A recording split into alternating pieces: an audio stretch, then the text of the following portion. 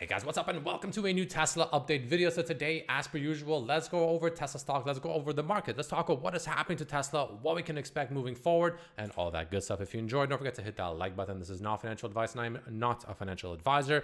And of course, if you enjoy my technical analysis, thoughts on the charts, updates, etc. Well, again, guys, don't forget, I do have a private YouTube membership where I'm constantly sharing all my thoughts, posts, updates, options for technical analysis, etc. every single day as the market is open. Would love to have you there. The link is down below if you're interested in, checking it out. Again, it's just $3 a month for the first year. It's really not much at all. And you get access to all my Tesla updates, options for different time frame analysis, and on SPY, Qs, VIX, things like that. $5 a month includes NVDA if you're interested. $7 includes the whole package, where you also get access to my non-Tesla, non-NVIDIA individual stocks. So if another stock in the market is looking like it's setting up pretty nicely for a nice move, that's the kind of thing I share. And access to my private Discord. I do chart requests and reviews every single Sunday, and we have a tier 3 chat room in there as well. But jumping into it, Tesla closing in about a minute over here. Market's obviously closing early today for Thanksgiving, essentially. Looks like we're closing pretty much right dead smack around 430, up, we'll say about 0.8% on the day. Obviously extremely low volume, but that's to be expected. It is a holiday weekend, and today is, well, obviously a half day. So not, too concerning, right? Some people kind of were wondering if I have any concerns about the volume being, pretty abysmal. Not necessarily. Again, it is a holiday week, right? It's kind of expected. Now, how things react starting Monday, which is the first day of December and the final day, or final month of the year, rather, that could be pretty interesting to see how that goes. So Tesla pushed up right into the key level of about near 435, right? The high of the day today was, 433 pretty much. So, very damn close to my 435 target, pretty much right towards that upper trend line. So far, finding a little bit of rejection, but honestly, not too much, right? I wouldn't say this is a severe rejection. In all honesty, I would say Tesla is actually not holding up rather, fairly well, all things considered, to be completely honest with you. But starting potentially as early as Monday and most likely early next week is when we will most likely start getting our deciding situation up here, right? Back when we were down here towards the bottom of the trend line, you can see, we went below it temporarily, but we never actually closed below that, right? This is what we're going to be watching to see if that can happen, something similar, if you will, as early as Monday or Tuesday, right? Probably early next week, because we're right dead smack. You have to remember, because this trend line is descending, even if we just hold here and kind of go sideways, we're technically breaking out. You don't have to always break out by pushing necessarily above it, aggressively. Just even holding and going sideways technically is breaking out, because, if this trend line is truly kind of like when we were down here, right? We could have just went sideways and broken downwards, right? But we didn't. We pushed up, right? So in this case, even going sideways is good, because if this trend line is legitimate, if we're gonna reject at this trend line, the price needs to reject downwards, right? We need to head lower. So that's going to be the main thing to watch, right? To see how the price reacts around this general vicinity going into as early as Monday and Tuesday.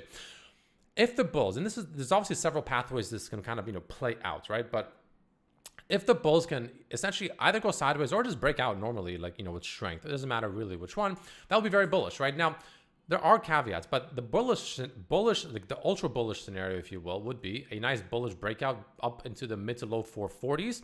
And then from there, we reject. SMI is now already near the top, so that, I would expect some rejection soon. It's just a matter of, is it here or is it here, right? But I would expect a push up like this on Tesla stock, something like this, and then a rejection, and then we come back down lower. And then this cool off that we'll experience right here will just be a bullish retest of the breakout of the trend line, the exponential moving averages. That'll be somewhere around here. So we'll come back and retest them, ideally holding them, bullishly and strong, of course.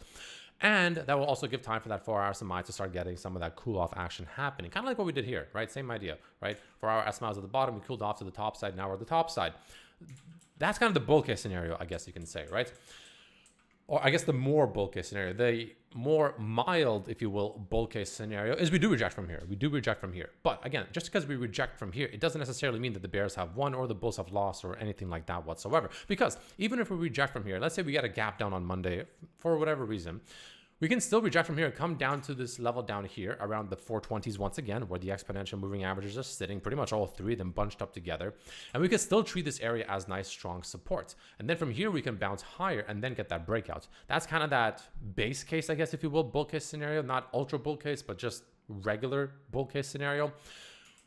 The bear case scenario, well, there's two bear case scenarios. One is we get a substantial rejection from here and make it all the way back down to this trend line and get a retest of that near $400 per share. Obviously, from there, we can still push up.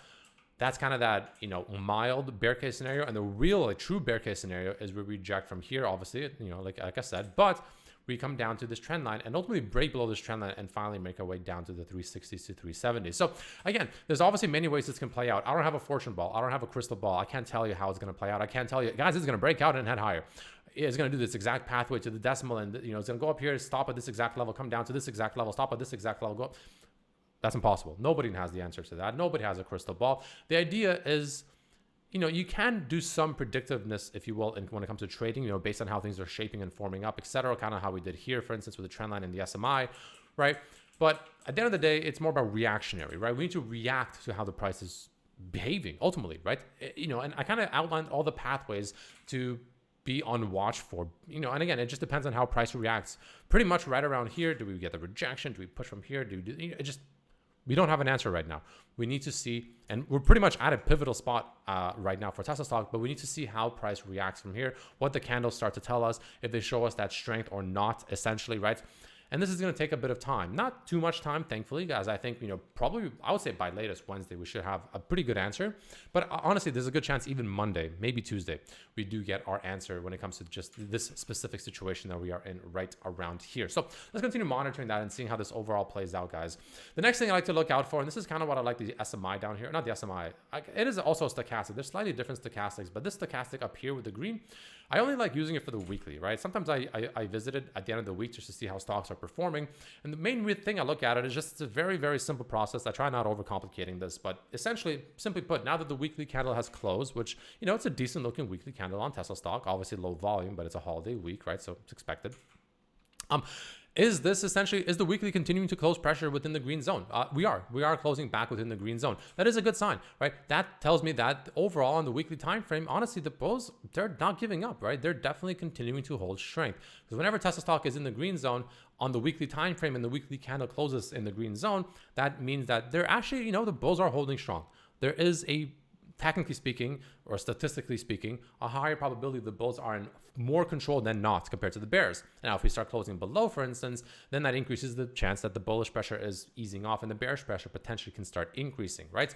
So let's continue monitoring that. But it is a good sign that the bulls are closing with strength and closing back within this zone right here. So let's see, guys. Let's see. We're in a very pivotal spot here. It just depends on how the price overall reacts. When it comes to the broader market, the market's very strong, breaking out of this trend line, looking very, very strong. It is getting a little bit extended now from the exponential moving averages. So wouldn't be surprised if we kind of cave in a little bit here, get a small little, downward move like this.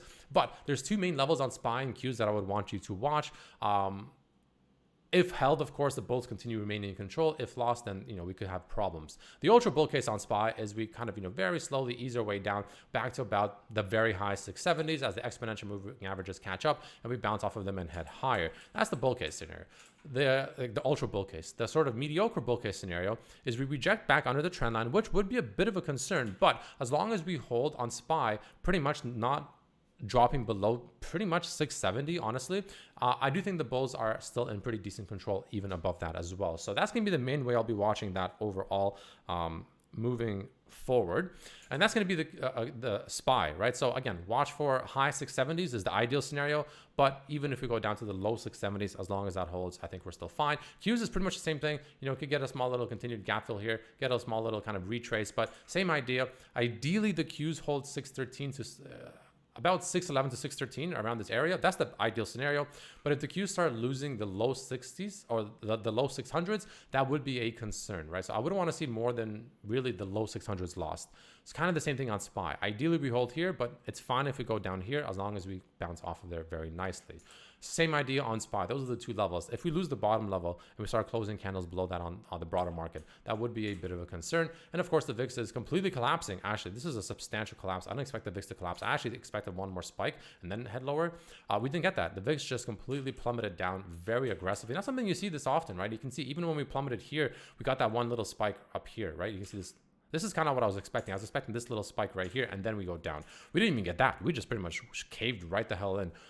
Pretty surprising, I'll be honest. I did not expect something like that. That is a pretty incredible VIX crush. But, it is what it is. Overall, the market looks bullish, guys. But, the key levels to watch for potential bearishness. But, yeah, thanks for watching, and I'll see you on Monday. Peace.